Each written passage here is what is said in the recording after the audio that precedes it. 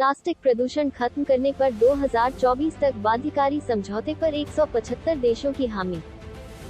संयुक्त राष्ट्र पर्यावरण सभा (UNEA) के नैरोबी अधिवेशन में 175 देशों ने प्लास्टिक प्रदूषण पर नियंत्रण के लिए ऐतिहासिक संकल्प को अपनाया है।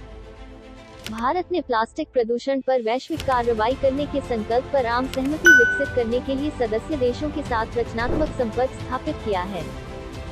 केंद्रीय पर्यावरण, वन एवं जलवायु परिवर्तन मंत्री भूपेंद्र यादव ने एक ट्वीट में कहा, UNEA 5.2 में ऐतिहासिक कदम।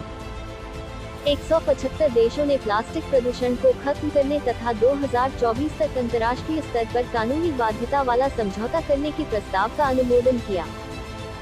हमारे प्रधानमंत्री श्री नरेंद्र मोदी जी के नेतृत्व में भारत ने प्लास्टिक प्रदूषण के खिलाफ पहले से ही मजबूत कदम उठा रहा है।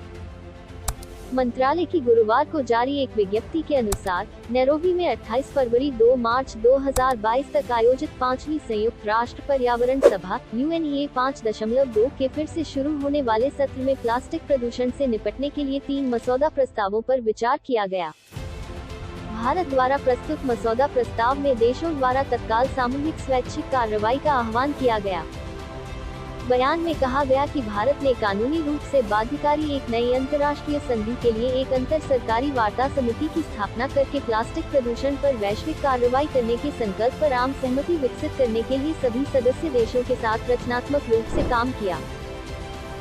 भारत के आग्रह पर प्लास्टिक प्रदूषण से निपटने के लिए कार्रवाई करते समय राष्ट्रीय परिस्थितियों और क्षमता के सिद्धांत को संकल्प के पाठ में शामिल किया गया ताकि विकासशील देशों को उनके विकास पथ का अनुसरण करने की अनुमति मिल सके। भारत समिति के विचार विमर्श का पूर्वाकलन कर इस स्तर पर लक्ष्यों, परिभाषाओं, प्रारूपों और कार्यप्रणाली के विकास के साथ अंतर सरकारी वार्ता समिति को अधिकार पत्र नहीं सौंपने के लिए भी खड़ा था। प्लास्टिक प्रदूषण से तत्काल और निरंतर निपटने के लिए देशों द्वारा तत्काल सामूहिक स्वैच्छिक कार्यों का प्रावधान भी शामिल है। लंबी बातचीत के बाद भारत के मसौदा प्रस्ताव के प्रमुख उद्देश्यों को प्लास्टिक प्रदूषण समाप्त करें, एक अंतर्राष्ट्रीय कानूनी रूप से बाध्यकारी जरिए की ओर पर संकल्प में पर्याप्त रूप से बताया गया था, जिसे UNEA के फिर से शुरू हुए 5वें सत्र में अपनाया गया।